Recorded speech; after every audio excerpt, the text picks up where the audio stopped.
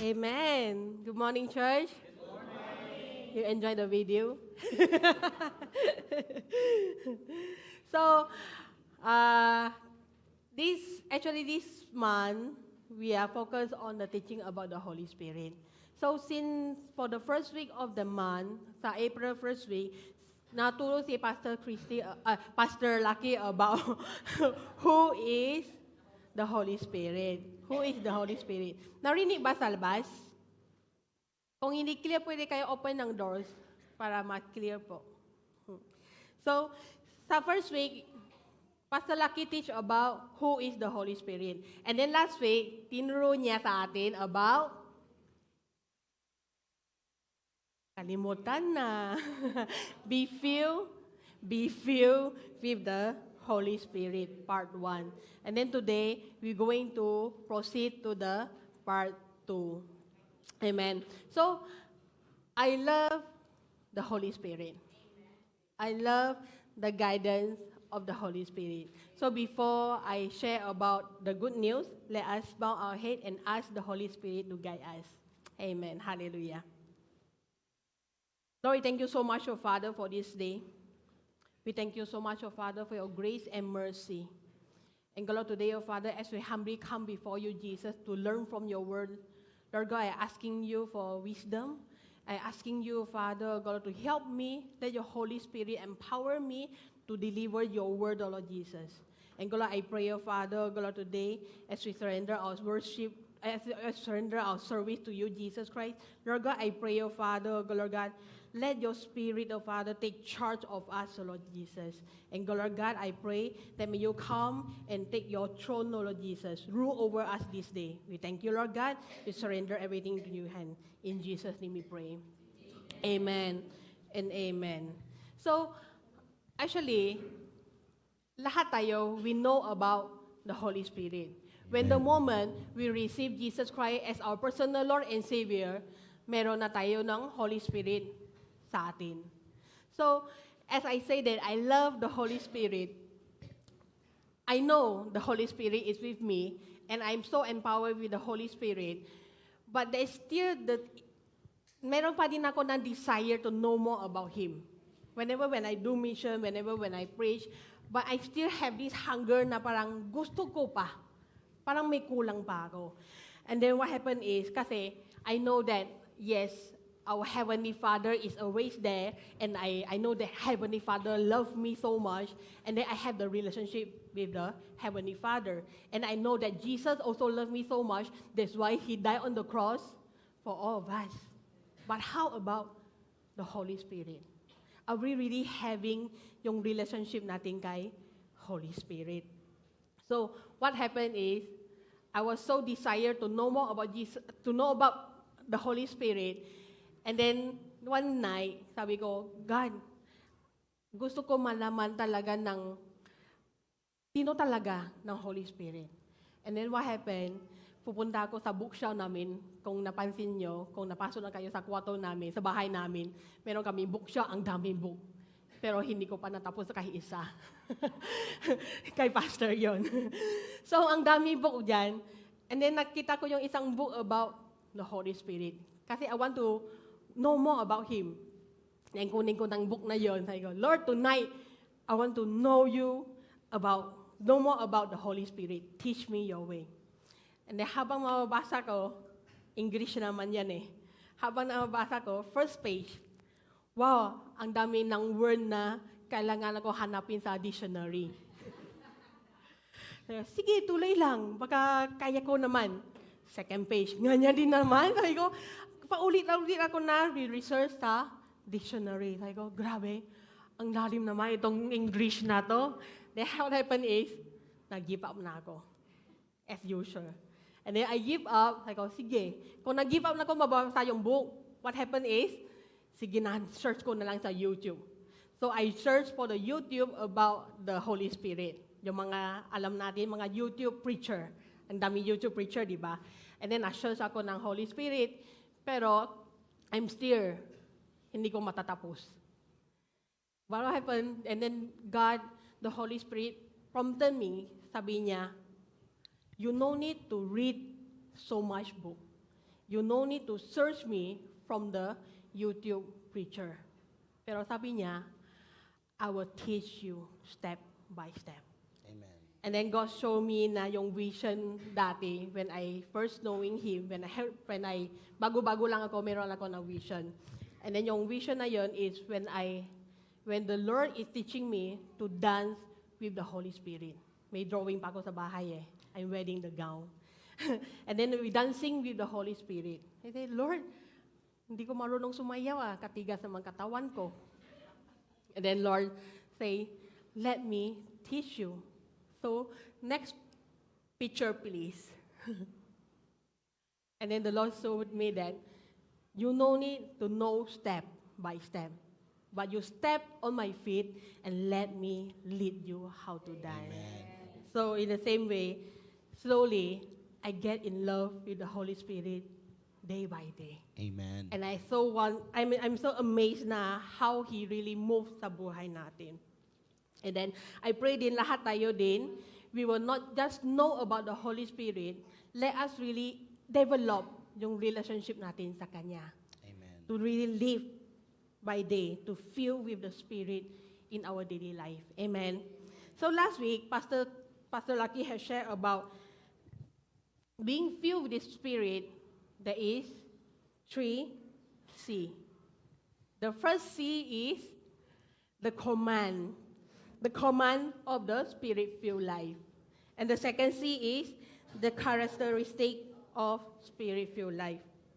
And the third is, he teach about the consequence of the Spirit-filled life.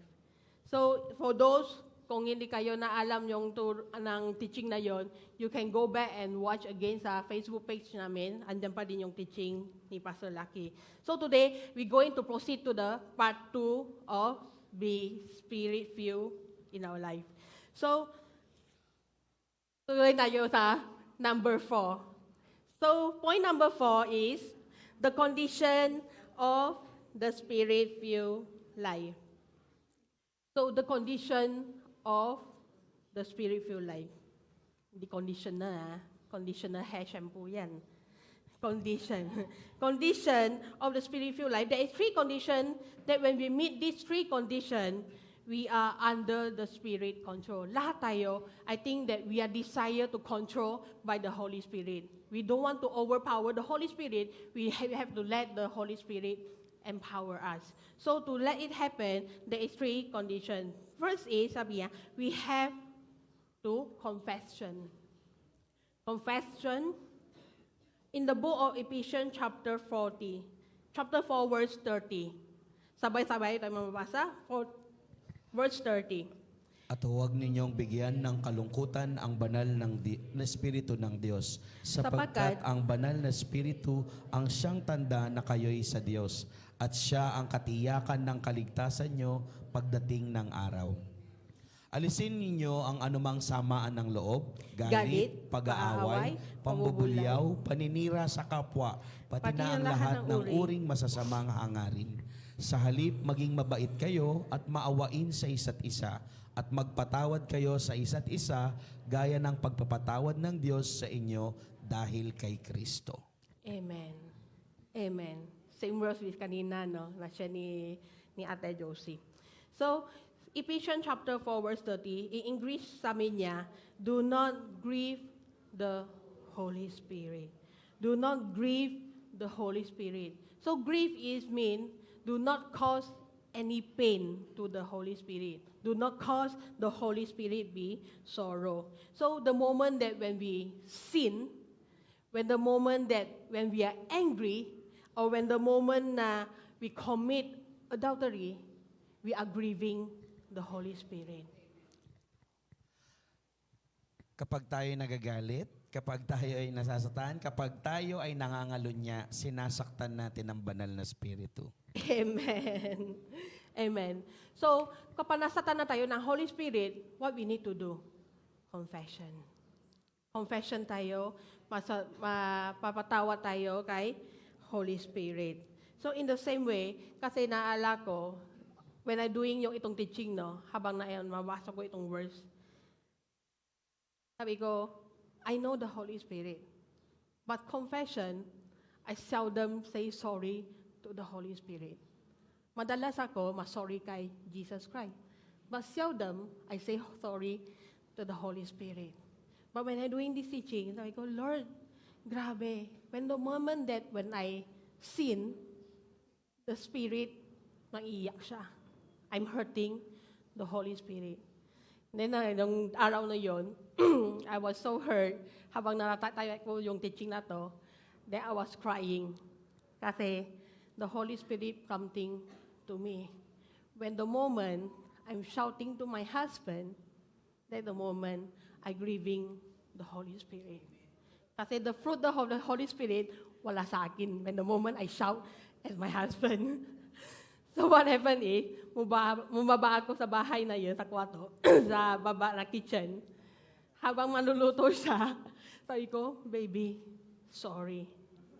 Sabi niya, nagulat siya, sabi niya, bakit? May kasalanan ka ba?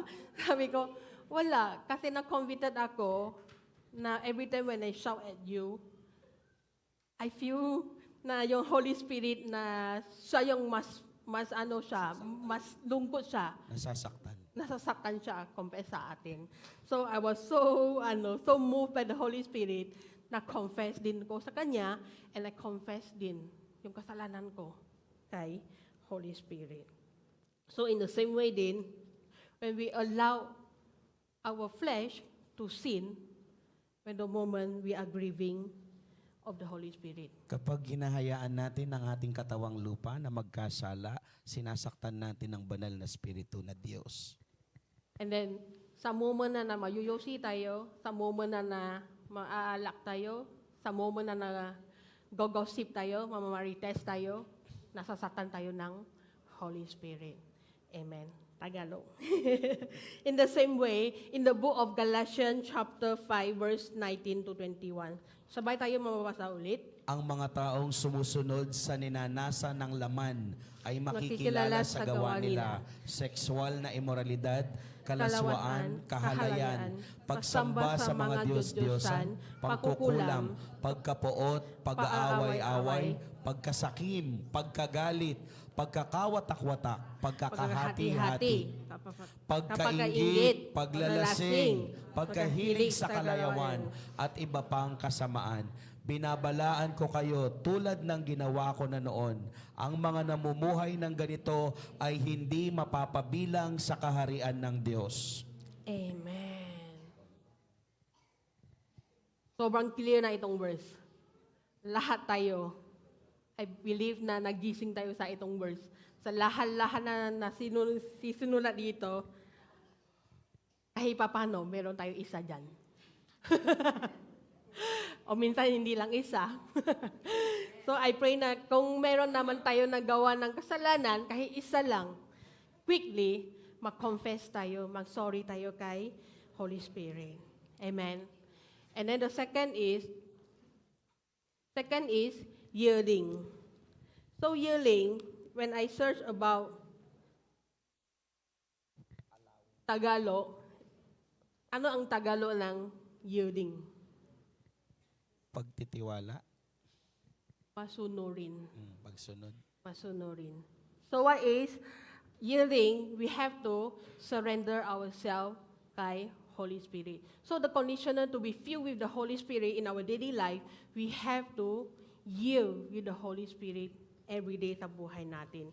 In the book of 1 Thessalonians chapter 5 verse 19. Huwag ninyong hadlangan ang ginagawa ng banal na Espiritu. Amen. So when the moment we are controlling the Holy Spirit cannot empower us. Kasi in the same way din, kasi when the moment na meron tayo calling, sometimes yung Holy Spirit calling you na, huy, ma-share ka na gospel.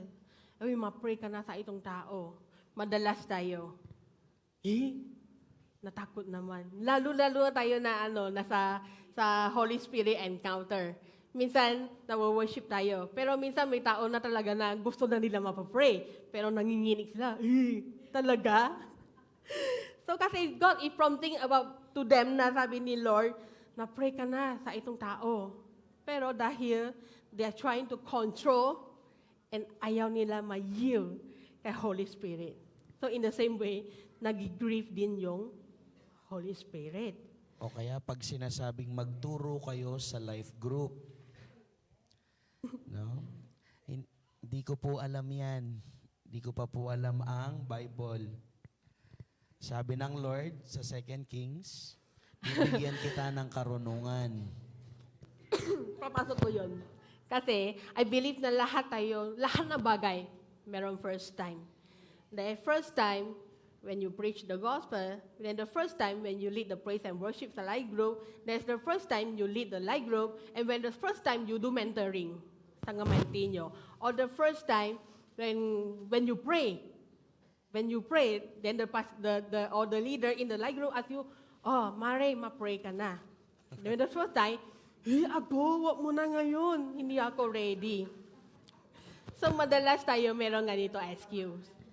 It is normal. Pero, in the end of the day, we have to yield in the Holy Spirit. Kasi Amen. alam natin saan gagaling yung power natin.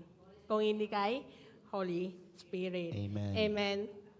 In the same way din, kasi kung hindi tayo na kaya ng, if we don't follow, if we don't allow the Holy Spirit work within us, we are serving our second master. Sino ang second master natin? Yung flesh natin. Di So ko kaya. kapag hindi tayo sumusunod sa kalooban ng banal na Espiritu, ang ginodiyos natin ang ating katawang lupa. Yung flesh natin, which mean, mas rely natin sa sarili natin kumpesa yung move ng Holy Spirit. So, the flesh and the spirit, dalawang bagay yon. The flesh and the spirit inside of us. Madalas ma-rely tayo sa flesh natin. Laging tayo antok, laging tayo tumatamad. Sabi ni Lord, ma-devotion nga na. Lord, mamaya na. 5 minutes lang. O madalas tayo, kapag yung mga kaibigan natin, pare, tara na. Andyan na, oh. Inom na tayo. Di alam yung leader mo yan. Tayo-tayo lang. And then, madalas tayo, we go with the flesh. But when the moment we go to the flesh, we shut down the door of the Spirit is grieving. Amen? Pero sabi ni Paul, di ba, in the Bible, Paul is saying that we as a human, we as a Christian, we have to beat our body. Kailangan tayo na i-beat natin, i-overpower yung flesh natin, kumpesa yung move ng Holy Spirit sa katawan natin. Amen? So the third of the conditioner to be filled with the Spirit is faith. Pananampalataya. Pananampalataya. Yes. In the book of Galatians chapter 3, verse 14. At para matanggap natin ang ipinangakong Espiritu sa pamamagitan ng pananampalataya. Amen. So faith, for Christian life, faith is important. Kung wala tayo pananampalataya, sino ka maniniwala? Wala. You won't believe no one kung hindi kay Jesus lamang. Pero in the same way din, when we having the faith kay Holy Spirit, when the moment that Holy Spirit calling us to do something, we have to obey. And we have to have faith to know that Holy Spirit is the one who empower us. Same din na share din si isang leader namin kagabi. So sabi niya, yung core team niya, bago lang yung core team niya, kapag nasabi ng leader, sige na nga, Mare, ikaw matulong mo ko sa life group. Isang core team na to, bago lang siya, nanginginig siya. Mare, di ko kaya yun. Di ko kaya, first time lang ako eh. Di ko malaman na anong meron sa Bible yun. Di ko pa parang student lang ako, wala pa alam. Pero, in the end, God is the one who revealed her. Na mabasa yung Bible, alam natin, yung wisdom natin ay galing kay Lord. Amen. And when we allow the Holy Spirit to work through us, and we have faith, then we know that Holy Spirit is the one who empower us, we know that we obey what the God is saying. Kasi I believe that no know what to do something if not taught by someone or the Holy Spirit. Amen. Tagalog? Yes. Amen. So in the same way din, faith, we need to activate yung faith natin. Hindi madali, pero we have to learn it day by day. Amen? Amen. So now, we go into the last point, which is, the panglimang C na yon is, the continuation of the Spirit-filled life. The continuation of the Spirit-filled life. So we know that, alam natin, andito yung Holy Spirit sa atin. Habang mamubuhay tayo, andito siya laging sa atin. Pero, how can I keep the Spirit, or how can I keep fueling with the Holy Spirit? Paano tayo ma-fuel yung Holy Spirit sa araw-araw natin? Yung tanong ay. Pero, I believe that to be filled with the Holy Spirit, yung kanina, i-share ko kanina, except from the cleansing, from the yielding, or from the faith that we need to have this condition, kailangan din tayo ng tatlong bagay na kailangan tayo ma-continue sa everyday buhay natin. Tuloy-tuloy, araw-araw. Yes, Hindi lang paglinggo. Hindi lang pang live group day, pero araw-araw yun. Kailangan tayo na i-remind sarili natin. So first is, we have to walk in obedience. Obedient, obedient. Sabi ko, Lord, bakit wala nang ibang word? Kape, linggo-linggo, obedient, trust, faith. Lagi naman same-same yung mga word eh. Pero ganyan din talaga eh. What can we do? Kung the first thing first, kung hindi tayo ma-obey, syempre kailangan tayo na remind. Amen? So, walk in obedience. In the book of Acts chapter 5, verse 32. At ganon din ang banal na Espiritu na ibinigay ng Diyos sa lahat ng sumusunod sa Kanya. Amen. The Holy Spirit is given to them that obey Him. So the Holy Spirit is given to us para ma-obey tayo sa Holy Spirit. Hindi tayo kailangan na i-obey yung flesh natin, pero we have to obey the Holy Spirit. I believe na lahat na bagay, hindi madali. When God asking us to step forward to do something, hindi madali. Lahat tayo may takot. Lahat tayo may first time. Pero kapag rely tayo ng Holy Spirit, we know that Holy Spirit is the one who empower us, who control us. Sooner or later, kung take ka na first step yon, you'll be enjoying all your journey. Amen. So walk in obedience. So as I believe na kung na-disobey tayo kay Holy Spirit, the Holy Spirit is grieving. When God give you the wisdom, ma-share ka na gospel sa itong tao. Lord, di ko pa marunong eh. Meron ka na, marunong ka na. Lord, hindi ko kaya. You are fighting against the Holy Spirit. Pauli-uli yung mga tao eh. Kaya mo yan. Hindi ko kaya. Kaya mo yan. Paulit-ulit yung mga leader, sabi yung mga tao nila, ikaw na mali yung praise and worship. Hindi ko kaya yung leader. Lahat tayo may panahon na hindi kaya. And meron tayo ng Holy Spirit, siya ang guru natin. Naturo natin paano gagawin yun. Guru. Amen. So speaking about yung obedience, I remember in our Singapore day, I remember when in the Singapore day, that the time na with the moment that I was so moved with the Holy Spirit.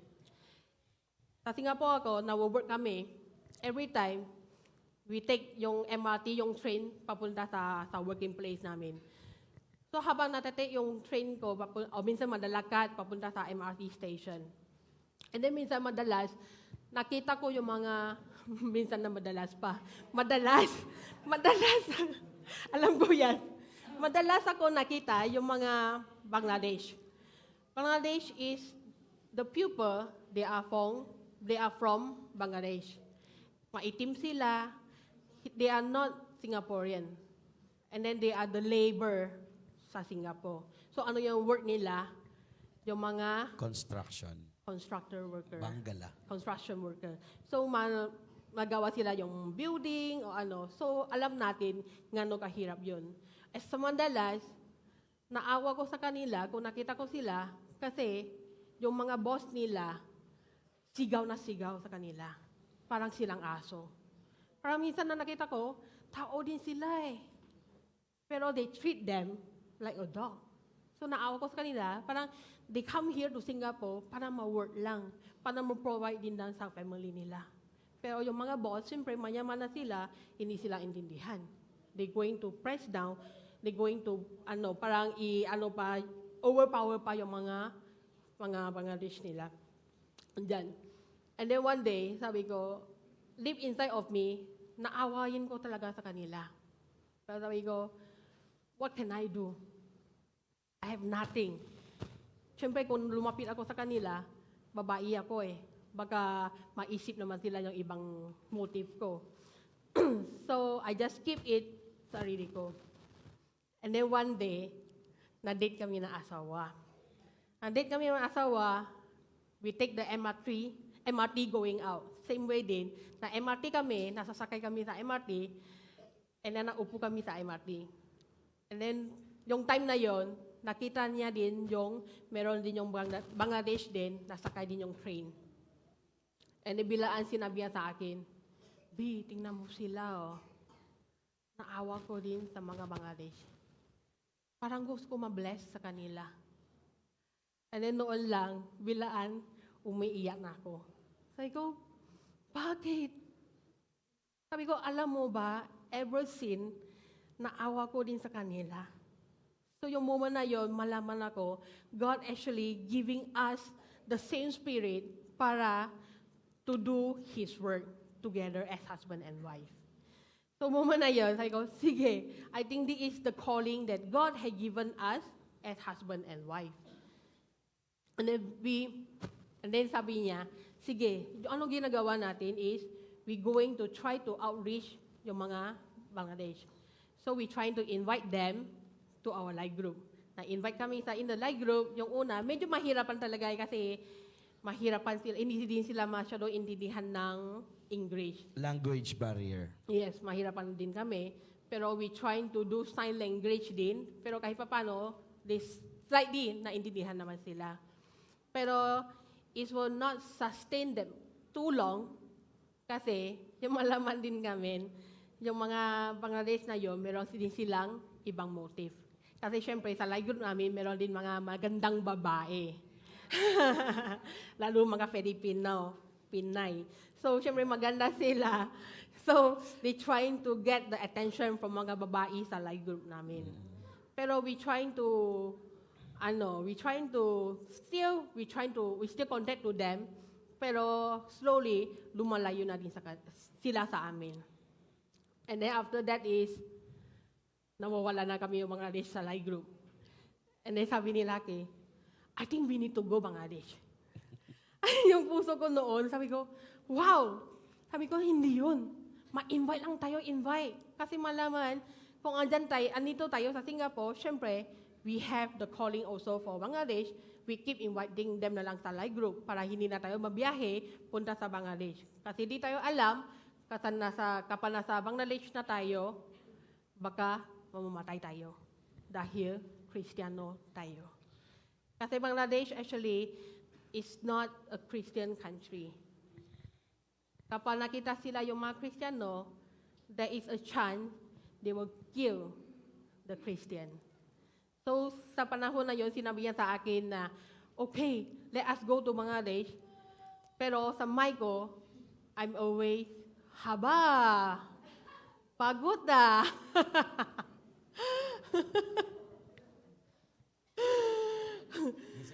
Saan na ako? Gising na ba? So, yan sabi ni Lucky noon, sabi niya sa akin, let's go to Bangladesh. Many times, I'm trying to reject him. Pero the thing is, hindi ako na-reject kay Lucky. I'm rejecting the calling of the Holy Spirit. But sooner or later, after few months, we live our life, and then meron conference. Conference after conference. I remember, na-delay kaming 2 years. First conference, the preacher challenged us, go out and do mission. The anointing is for out there. So, syempre, meron na tayo na alam natin, yung calling natin, gusto din natin bahagi ng Panginoon, yung mahali ng Panginoon sa mga tao. So, meron tayong mission. What happened is, the first year, the preachers, they challenge us to go out and do mission. Yung una-una, kami ni Lucky, yun na nga, yung calling na yun, ay, hindi sa atin yan. Baka sa ibang tao, ang dami tao, 6,000, 7,000 na tao, para sa kanila yon. So first year, pass by. Second year, come again, conference. Here again, 6,000 to 7,000 na tao sa buong stadium. Here again, another preacher. Go out and do mission. Again, go out to other nation. Then yun na kami na, yan na naman, yung Holy Spirit na naman. So what happened is, yung Holy Spirit never give up on us. Kahit how many times we reject, praise God talaga. Kahit pasaway kami, kahit how many times we trying to reject the calling, but God still chasing after us. Parang kami si Jonah. Si Jonah, ayaw niya lahat. Pero the Spirit keep chasing after him. But I praise God that here God never give up on us. Then the Spirit keep chasing after us hanggang yung last day of the conference. After yung preacher na after yung preach na isang pastor, sabi niya, for those who want to do mission, come in front. Surrender your life kay Panginoon. Just give up everything to the Lord. Yung puso kami Yung puso namin na tumutubok. Tumitibok. Tumitibok. Yaman yung tibok-tibok. And then, tibok-tibok na. Sarap na. So, when the preacher challenge us to go for the mission, to go to other nation for mission, and then ambilan kami dalawang maasawa, natakbo kami sa harap. Lord, here I am. Send me. Finally, after 2 years, we surrender, and then we go home. After go home, the first thing that we do, sa gabi na yun hanggang gabi, the first thing that I do, sabi namin, on the spot, kahit walang tayo pera, i-book muna tayo ticket. Kasi the moment na pagpadalawang isip natin about sa pera, walang tayo pera, hindi matutuloy yun. Pero the moment that we have faith, the moment na, sige lang, mag-credit card lang tayo, kahit mag-credit card, kahit mag-utang, pero we still need to follow ano yung sabi ng Panginoon. Just go. And then, the night, we on the spot, we book the ticket. Yes, Lord, there is no turning back. There is no turning back. And then, na-excited kami. Kasi I think there is 1 month preparation before we go to the Bangladesh. And then, syempre, na-account kami sa mga leader namin. Punta kami sa Bangladesh kasi umiiyak na yung puso namin. Sabi namin, we are keep crying for this nation. And then some leader, they encourage us, but some, they are not. Why? Kahit Kristiyano, Dangerous. pero they still have the flesh mindset. What if napunta kayo doon na mamatay? Kami na nga we don't care.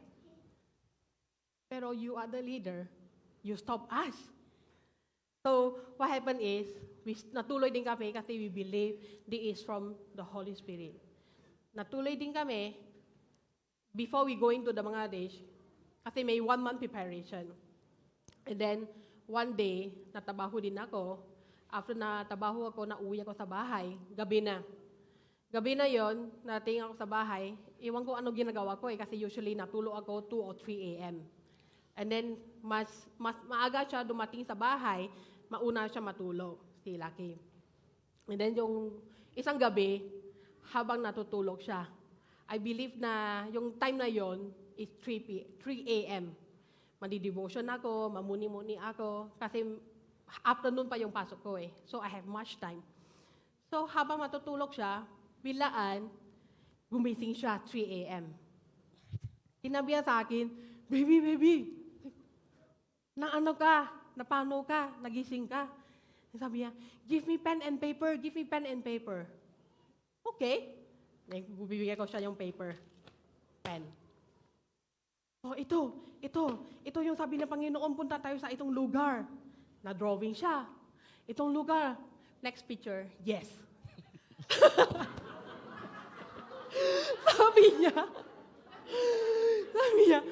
sabi ng Panginoon, punta tayo dito. Sa Bangladesh, punta tayo dito. Okay? Ano pangalan? Di ko alam, basta punta tayo dito. And then, sabi niya, meron din ako nakita, sabi niya, nakita ko din, nasa isang restaurant din tayo, dito tayo maupo, sabi niya. And then, napunta tayo sa isang lugar, sabi niya, nakita tayo ng dalawang babae, naka-pink, tsaka naka-orange. Yun ang sinabi niya sa akin. And then, the drawing, and then, nasulat din ako. Okay, sabi ko. Sabi ko, yun lang, walang pangalan. Walang pangalan na lugar, saan tayo pupunta? Wala, antok na ako. Good night. So, natulog siya ulit. And then the next day morning, bago siya pupunta sa trabaho, natanong ko siya ulit, B, sinabi mo yan sa kagabi, nagising ka sa 3 a.m. kanina umaga. Naalam mo yan, drawing mo? Sabi niya, ha? Nagising ko? Hindi ko natandaan, sabi niya. Sabi ko, sinabi mo yun, no? Punta tayo sa itong lugar. And then mamimit tayo mga tao yan. Sabi niya, ha? Hindi ko na talaga natandaan. So, okay, sabi ko, okay. Let it be maybe the leading of the Holy Spirit of just in your dream, I don't know. But just trust the word of the Holy Spirit. And then, before kami punta sa Bangladesh, syempre, nag-google din kami. Nag-google din ng mga lugar doon, paano kami pupunta, and saan kami ma-stay, saan kami ma-visit. And then we searched few of the places. And then sabi ni Lucky sa akin noon, sabi niya, let's go to the memorial. Memorial sa Dhaka. So, memorial Dhaka of the is Dhaka. Bangladesh. Yes. So sabi niya, okay, kasi na-research lang siya sa Google, sabi niya, itong Bangladesh. lugar ng pupunta natin. Sabi ko, okay, ano meron dyan? Basta, napunta na lang tayo para we don't know what to do. Kasi we don't know how to share the gospel also. Baka mamatay din tayo doon. Sabi niya, let's simula tayo sa simula. Simula tayo sa simula, which is, ma-prayer walk muna tayo. Sabi niya, okay. So sabi niya, let's go sa memorial para ma-prayer walk tayo dalawa. Sabi niya, okay. And then when the time is, Tingnan niyo kamukha yung drawing actually. wait lang, bebe. Okay. Ma-excited ka. Spoiler. So, let my story be my story. Relax ka lang. It's only 10:30. Hindi ako abot 11 yun, I'm sure. So, sabi niya, punta tayo sa memorial. And then what happened is, okay, when the moment that we go, we fly to Dhaka, everything is very smooth. Nasa Dhaka na kami, the first day, siguro na relax muna kami, nasa hotel na kami, mapapray muna kami. And then the next day in the morning, sabi niya, okay, ma-taxi tayo, punta tayo sa memorial. Actually, medyo malayo siya. It took 1 hour. 4 hours? Yes, taxi. Wow. Sabi niya, 4 hours daw, papunta kami sa lugar na ito mismo. Ayo, layo naman. Nasa Dhaka na tayo, pero biyahe pa tayo 4 ng oras sa taxi mismo. And then, okay, then we just go. And then, at the moment that when we reach there, meron ng konti-konti tao.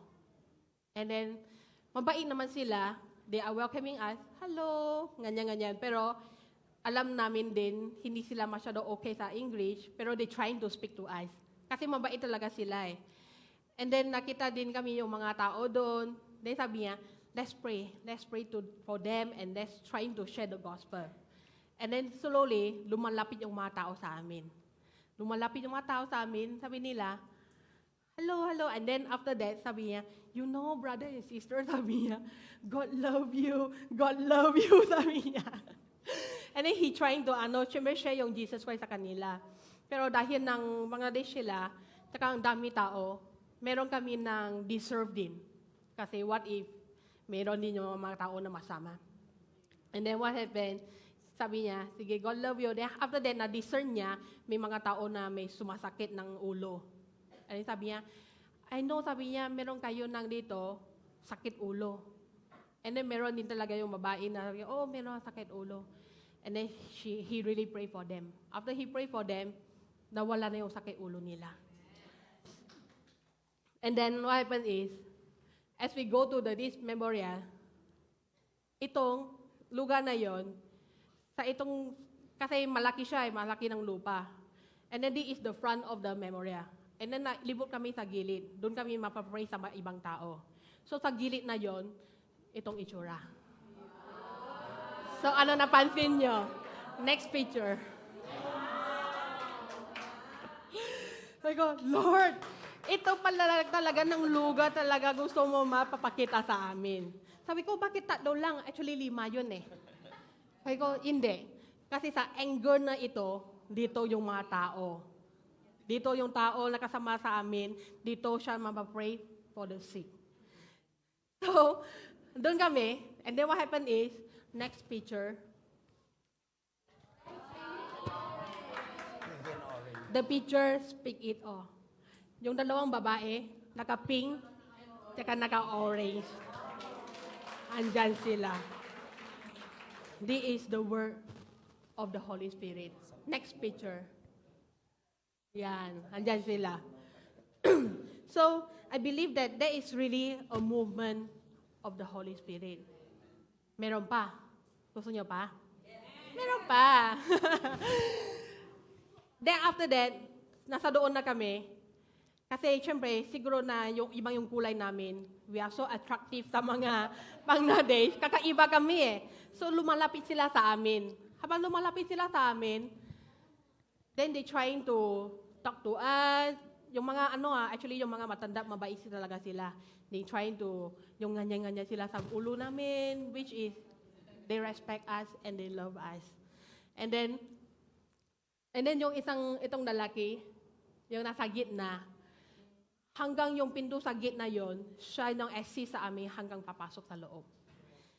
And then, habang magkwento kami doon, another group of youngster come. Yung mga youngster, I think yung kaed na mga 20 plus, lumapit sila sa amin, and then they are so, dahil syempre, we have the group of the people there. Napapansin din sila. So, ano meron? So, lumapit sila sa amin. And then sila, so mambait. Sabi niya, hello brother, how are you? Mga youngster, ilan-ilan sila. How are you? Then sabi ng youngster, anong ginagawa niyo dito? Bakit nasa dito kayo? Sabi niya, no, we come here to visit. And then we come here just to share to you. You know, hello brother, sabi niya, Jesus love you. And then, yes, syempre, he trying to share the gospel, how God loved them as well. And then, habang nasa-share niya sa itong tao na yon, and then ako din, malamang, kasi nasa ibang grupo kami, itong grupo eh. And then siya, lumalayo na siya sa akin. Kasama na yung mga youngster. And then slowly, after that, nafe-feel ako na nahihilo ako. Na-feel ko nahilo ako, and then itong lalaki, next picture please, siya yun. Siya, lumapit niya sa akin. Sabi niya, call your husband, sabi niya. They are the bad people. So, masama yung mga tao. So, after that, nararamdaman ko, sabi ko, nahihilo ako. And then, mabilis ako. Nasumigaw ako kay Lucky. Sabi ko, B, tara na, sabi ko. And then, bilaan siya nagising, sabi ko, natanong ko sa kanya, nahilo ka ba? Sabi niya, oo. Nabilaan kami, sabay kami mahihilo. So, malaman kami doon na black magic na kami. So, the youngster trying to get us away from the pupil. Hypnotize ang tawag doon. Yan. Na-hypnotize. Nahihilo din kami. Pero we are so much alert dahil andyan yung Holy Spirit sa amin. Anong ginagawa namin? We quickly speaking in tongue. Habang lumalabas kami, sabi namin, we keep speaking in tongue. Kasi alam natin yung speaking in tongue, Holy Spirit able to heal us. Then, lumalabas kami. Pero itong lalaki, yung mga youngster, parang silang gangster talaga sila eh. And then gusto pa sila lumaban sa itong lalaki. Kasi siya yung lumapit sa amin eh. And then itong lalaki, yung youngster, natanong kay itong matanda, sabi niya, sino sila? Bakit andito kayo?